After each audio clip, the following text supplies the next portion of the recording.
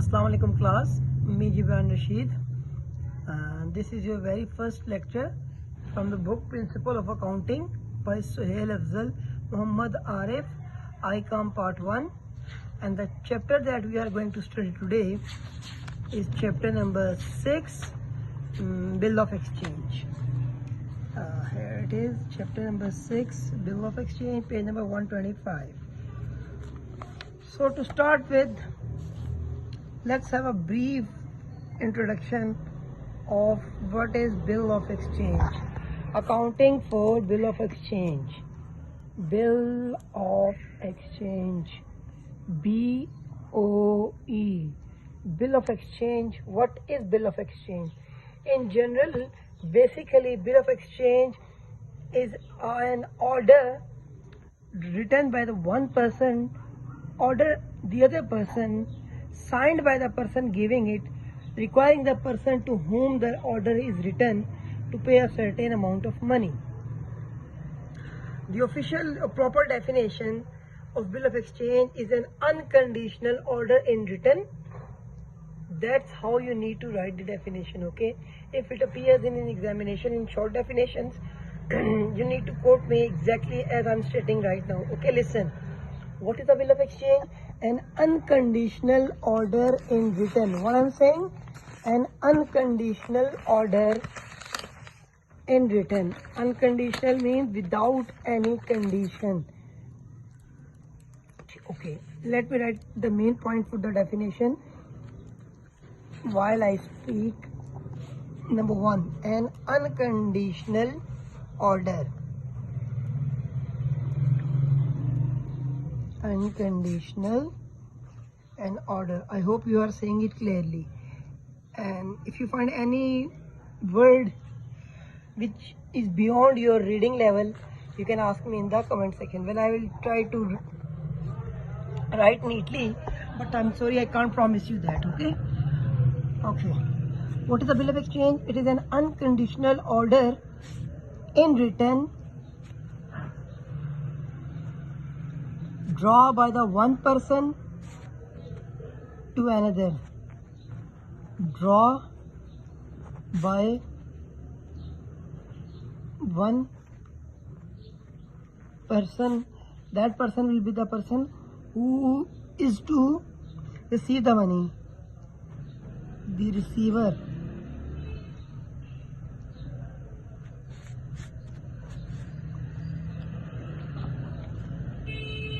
Signed by the person giving it.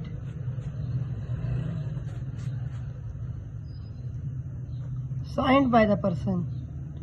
The person who writes a Bill of Exchange, it must be signed by that particular person, requiring the person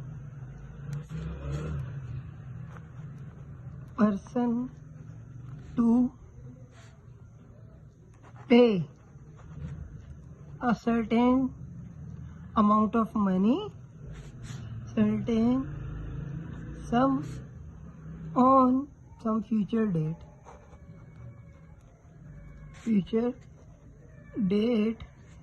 to the entitled person or the bearer. Entitled or bearer. I'll explain this definition to you just in a moment. Okay, what is Bill of Exchange? An unconditional order in written.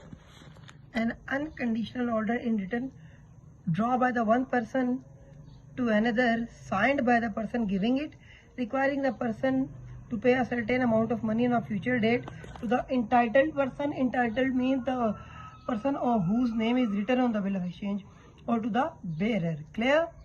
तो bill of exchange क्या होता है? Basically bill of exchange होता है एक ऐसा order जो हम एक बंदा दूसरे बंदे को लिखता है, और वो ये उसमें लिखता है कि फलां बंदा मुझे फलां डेट को इतने पैसे देगा, और इस पे साइन करने हैं पहले लिखने वाले ने, फिर वो बंदा जिसने पैसे देने होंगे वो साइन करेगा.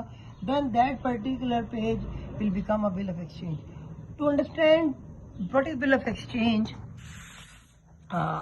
let me tell you a simple example. What is a bill of exchange? Let's say हम ये कहते हैं कि एक बंदा है अली, अली ने गुड्स बेची हैं कामरान को।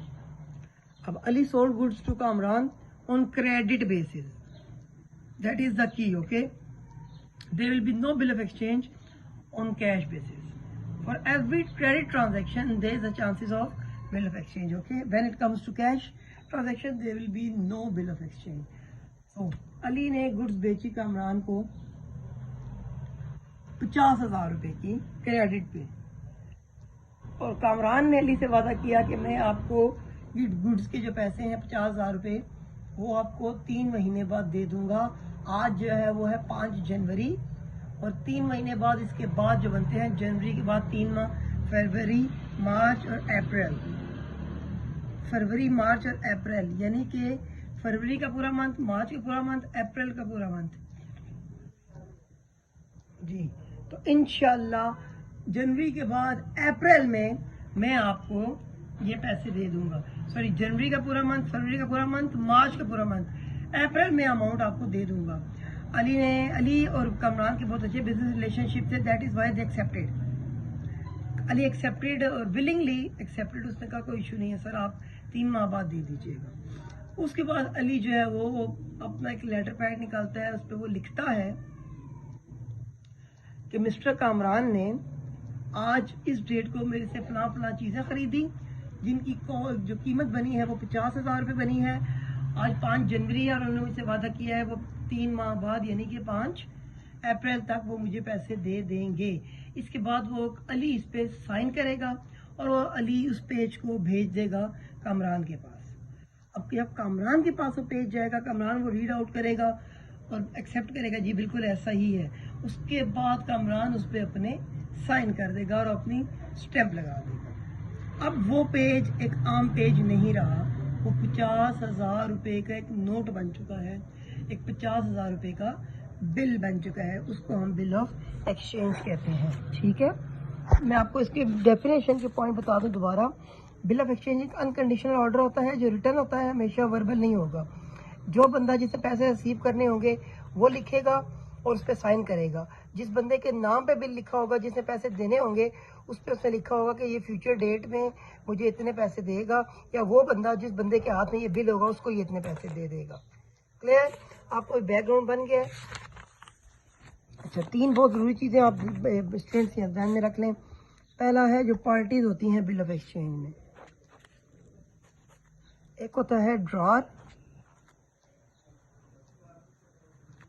दूसरा होता है ड्रॉई, एक होता है पेयर और एक होता है पे। ड्रॉर, ड्रॉई, पेयर, पे, ठीक है। अब ड्रॉर क्या होता है, ड्रॉई क्या होता है, पेयर क्या होता है, पे क्या होता है, ये सुन लें। ड्रॉर कौन होता है? The person who is suppose to receive the amount, वो बंदा जिसने पैसे रिसीव करने हैं, वो बंदा जिसको पैसे मिलेंगे, या वो बंदा जो बिल ऑफ एक्सचेंज बनाता है, बिल ऑफ एक्सचेंज लिखता है। Who rights bill of exchange, ये वो बंदा होगा जो बिल ऑफ एक्सचेंज लिखेगा। ड्राई क्यों कौन होगा?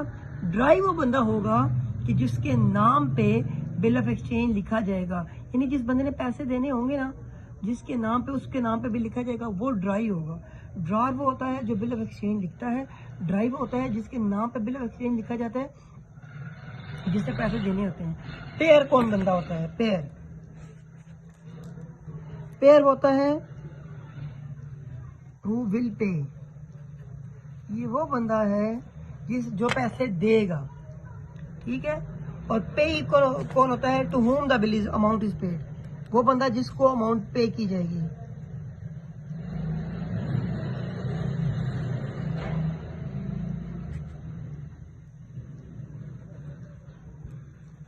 ठीक है, मैं दोबारा बता रहा हूँ।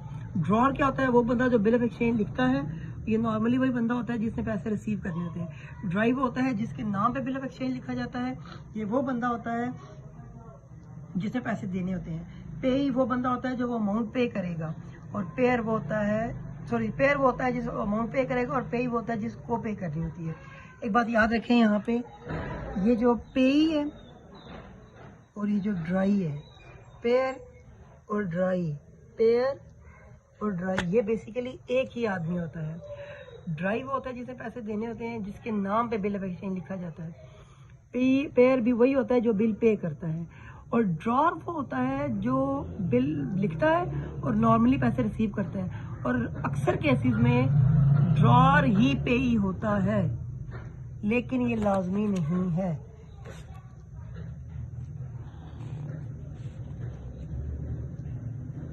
ये जरूरी नहीं है, दोबारा सुन लें। पेयर तो वो होगा जो पैसे पे करेगा, ड्राई वही होता है जिसे पैसे देने होते हैं, ड्रॉर वो होता है जिसको पैसे मिलेंगे, और पे ही वो होता है जिसको पैसे मिलते हैं। पेयर और ड्राई तो सेम हो सकते हैं, लेकिन ड्रॉर और पे ही सेम नहीं हो सकते। कैसे, मैं भी आपको एक्सप्लेन करता हूँ। देखें, अभी हमारी जो एग्जांपल थी, अली और कामरान, अली ने गुड्स बेची थी, अली ने बिल लिखा, अली कौन हो गया, ड्रॉर हो गया। कामरान के नाम पे गुड्स लिखी, बेची, उसने लेटर लिखा, बिल ऑफ एक्सचेंज लिखा, तो कामरान ड्राई हो गया। 3 माह बाद कामरान पे करेगा, तो 3 माह बाद कामरान बेसिकली पेयर है। और पे किसको पे करेगा, अली को, अली पे ही है, अली ड्रार भी है। लेकिन अब फर्क करें, एक केस ये होता है कि अली और कामरान के दरमियान ट्रांजैक्शन हुई, कामरान ने वादा किया मैं 3 माह बाद दे दूंगा पैसे। 3 माह के दौरान ना अली ने अपना एक क्रेडिटर होता है अदील, अदील के पैसे देने होते हैं अली ने, और अली के पैसे देने होते हैं कामरान ने। अदील आता है कामरान अली के पास से, कहता है भाई आपने मेरे पैसे देने हैं 50,000 रुपीज, आप मुझे पैसे दें। तो कामरान अली उससे कहता है कि 3 माह बाद मुझे कामरान पैसे देगा, तो 3 माह बाद मैं आपको वो पैसे दे दूंगा। लेकिन अदील इससे सेटिस्फाई नहीं होता, तो फिर इसलिए वो क्या करता है, वो अदील को ला के वही बिल ऑफ एक्सचेंज दे देता है। उससे कहता है ये बिल है, 3 माह बाद ये बंदा पैसे देगा, आप ऐसा करें ये बिल रख लें, 3 माह बाद आप इससे ये पैसे ले लेना। कामरान अदील जो है वो अपनी ज़ाहिर ऑब्वियसली वो चेक तो करवाएगा, तो वो अपनी सेटिस्फेक्शन करने के बाद वो बिल ले जाता है। अब 3 माह गुजरते हैं, 3 माह बाद अब अली कामरान के पास नहीं जाएगा, अब अदील कामरान के पास जाएगा, क्योंकि बिल अदील के पास है, अली के पास नहीं है। हालांकि पैसे अदील को, सॉरी, हालांकि पैसे अली को देने थे उसने, कामरान ने, लेकिन हमने ये लिखा है यहाँ पे, ये लिखा है बेरर। बेरर का मतलब होता है द पर्सन होल्डिंग, जिस बंदे के पास होगा। हमने लिखा है कि बेरर को भी आप दे सकते हैं। तो 3 माह बाद अदील जब जाएगा कामरान के पास, हो सकेगा जी 50,000 रुपीज दे दें, तो कामरान उससे पूछेगा कौन से 50,000 रुपीज, तो वो बोलेगा वो वाले 50,000 रुपीज जो आपने अली को देने हैं। तो वो उसके साथ इसको बिल दिखाएगा। जब वो कामरान बिल देखेगा तो पहचान जाएगा कि वो बिल वही है जो उसने अली को देना था, तो कामरान उसको पे कर देगा। अब इस केस में ड्रॉर कौन था, अली, ड्राई कामरान, पेयर कामरान, लेकिन पेई कौन है इस केस में, पेई जिसको पैसे मिल रहे हैं, पेई जो है वो अदील है। समझ आई? इस सेंस में मैं आपको बता रहा था कि ज़रूरी नहीं है कि जो बंदा बिल लिखे पैसे वो ही ले, उसने इंडोर्स भी कर दिया था। ये है कुछ पॉइंट्स थे, ये आपको एक स्पेसिमेन है बिल ऑफ एक्सचेंज का। देखें, ये डेट एक्सचेंज फॉर 10,000 रुपीज़, हमारी एग्जांपल में आएगा एक्सचेंज फॉर 50,000 रुपीज़। डेट हमारी 5 जनवरी थी, यहाँ पे उस बंदे का नाम आ जाएगा, फिर स्टैंप आएगी 90 rupees 90 days after due date to pay Wasim and company और the order of the Wasim and company sum of 10,000 rupees values received, यानी 90 दिन यानी 3 माह बाद। यहाँ पे 2 ये सलीम के नाम पे है बिल, और ये लिखा किसने, वसीम ने। ठीक है जी। एक और बात, एक्सेप्टेंस बहुत जरूरी है बिल ऑफ एक्सचेंज में। Do you know what is the meaning of acceptance? जब आपने कामरान को बिल भेजा जिसमें लिखा हुआ था कि कामरान ने आपका 50,000 देना है, वो 3 माह बाद देगा, जब कामरान ने बिल पे स्टैंप करके साइन कर दिए, इसका मतलब है वो एक्सेप्ट करता है इस बात को। इसका मतलब है कि अब कामरान जो है वो विलिंग है पे करने के लिए। जब वो साइन करेगा तो वो एक्सेप्टेंस होगी, वरना वो बिल बेकार है। ठीक है, ये कुछ टर्म्स हैं वो आप देख लें। बिल ऑफ एक्सचेंज दो तरह के होते हैं, एक टाइप वाइज, टाइप्स जो है दो तरह की होती हैं, पीरियड वाइज और ऑब्जेक्ट वाइज। पहले हम बात करते हैं पीरियड की। एक बिल होता है जो डिमांड बिल ऑफ एक्सचेंज होता है, एक होता है term bill of exchange. Demand bill of exchange क्या होता है?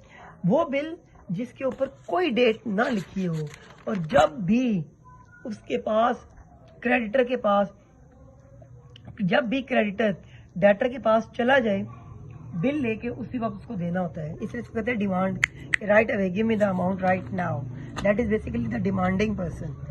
अभी यहाँ पे हमने मेंशन किया है 90 डेज, तो ये डिमांड बिल नहीं है। डिमांड वो होता है जिसमें कोई डेट टाइम ना लिखा हो। ये है टर्म बिल। ये क्या है? एक टर्म बिल। टर्म बिल वो होता है जिसमें टाइम फ्रेम मेंशन होता है। ठीक है, टर्म बिल वो होता है जिसमें टाइम फ्रेम मेंशन हो, और डिमांड बिल वो होता है जिसमें कोई टाइम फ्रेम गिवन ना हो। जब भी उसका क्रेडिटर का दिल करेगा वो आपके पास जाएगा और आपसे पैसे डिमांड कर लेगा। टर्म में वो उससे पहले 3 माह से पहले नहीं जा सकता। ट्रेड और ऑब्जेक्ट का था ट्रेडिंग। ट्रेडिंग जैसे अभी हमने एग्जांपल में बताया, अली ने चीज़ें खरीदी हैं, तो अली और कामरान के दरमियान एक ट्रेड इकोनॉमिक एक्टिविटी हुई है, उन्होंने ट्रेड किया है। उस जुमरे में वो लोग बिल ऑफ एक्सचेंज लिख रहे हैं, ये बना रहे हैं और एक्सचेंज कर रहे हैं अमाउंट। एक होता है अकोमोडेशन। अकोमोडेशन क्या होता है? जिसमें कोई ट्रेड ना हो, इसमें कोई सेल और परचेज नहीं होती, बल्कि विदाउट एनी सेल परचेज वो बिल इशू कर देते हैं। और ऐसा क्यों किया जाता है? ऐसा इसलिए किया जाता है कि एक दूसरे की हेल्प हो सके। मैं आपको एग्जांपल देता हूँ, वही हमारा केस है अली और कामरान। कामरान अली के पास आता है, उसे कहता है मुझे 50,000 रुपये उधार दे दो। अली कहता है भाई मेरे पास तो पैसे नहीं है, I am short of cash. तो फिर कामरान या अली सजेस्ट करते हैं कि आप ऐसा करें, मेरे नाम पे एक बिल लिखें जिसमें आप ये कहें कि मैंने आपका 50,000 देना है, मैं उस पर साइन करके स्टैम्प कर दूंगा। उससे ही कंफर्म हो जाएगा। आप वो बिल जाके बैंक से डिस्काउंट करवा लें, बैंक आपको पैसे दे देगा। 3 माह बाद आप मुझे पैसे देना, बैंक में आके बैंक में पैसे बैंक को दे दूंगा। ये अकोमोडेशन होती है। क्लियर?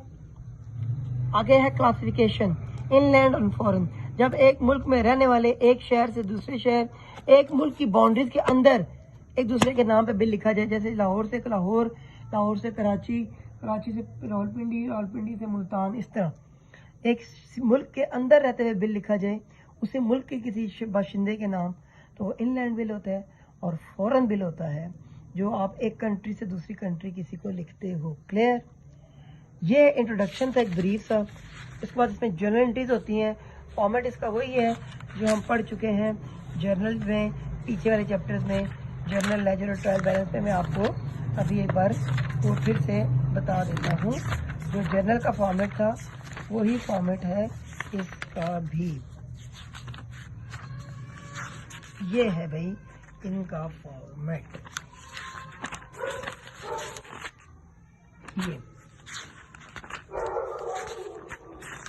ये देखिए फॉर्मेट है जर्नल का।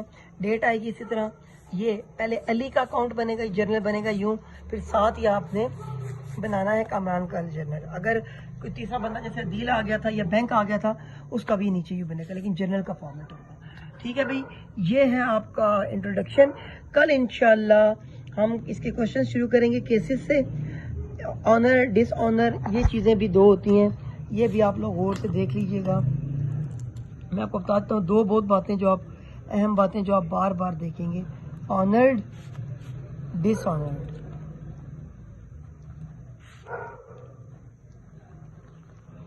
ये ऑनर्ड का मतलब ये होता है ऑन ड्यू डेट, जब बिल टाइम आया बिल इज पेड, यानी जब टाइम 3 माह पूरे हुए तो उसने बिल अदा कर दिया। डिसऑनर्ड का मतलब है ऑन या before due date bill is not paid, यानी किसी भी वजह से वो बंदा बिल नहीं पे कर सका। कोई भी वजह हो सकती है, बस अगर नहीं पे किया तो डिसऑनर हो गया, पे कर दिया तो वो ऑनर है। इसके अलावा maturity, met at maturity, met at maturity, इसका भी यही मतलब है ऑनर्ड। इसके अलावा डिसऑनर जो है इसका मतलब है पैसे जमा नहीं कर हुए, ठीक है, नहीं मिले। सही है भाई, ये आपका इंट्रोडक्टरी लेक्चर था। इंशाल्लाह कल हम केसेस पढ़ेंगे और साथ इसकी कोई एक्सरसाइज के क्वेश्चन करेंगे। मैं इंशाल्लाह आपको सारे क्वेश्चन दे के क्वेश्चन सॉल्व कराया करूँगा एंड इंशाल्लाह we will have a very good relaxing environment and very fruitful and studyful environment. इंशाल्लाह आपको कोई भी प्रॉब्लम होती है, if you find anything difficult, you can ask me in comment section. I will be always there for you. Thank you so much for your time. Stay home, stay blessed. Jazakallah, Khuda Hafiz.